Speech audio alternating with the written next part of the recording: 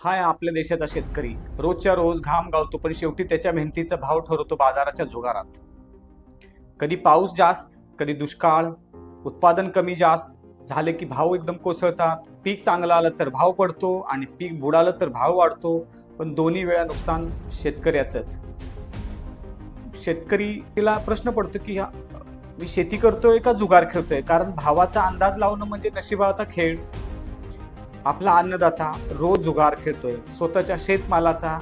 पण खरी वेळ आली आहे जुगाराला थांबवायची. शाश्वत भाव, हमी किंमत आणि न्याय बाजार व्यवस्था निर्माण करणं ही काळाची गरज आहे. कारण हा जो जुगार आहे तो अत्यंत विचित्र आहे.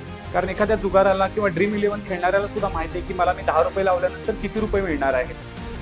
पण आपल्या शेतकऱ्याला हे अजिबात माहीत नाही की 10 रुपये लावले किंवा 1 लाख रुपये लावल्यानंतर ते मिळतील की नाही, का सगळेच वाया जातील. हा जुगार अत्यंत अनिश्चित आहे. तर हा जुगार थांबवणं आणि न्याय बाजार व्यवस्था निर्माण करणं ही काळाची गरज आहे. धन्यवाद. जय हिंद.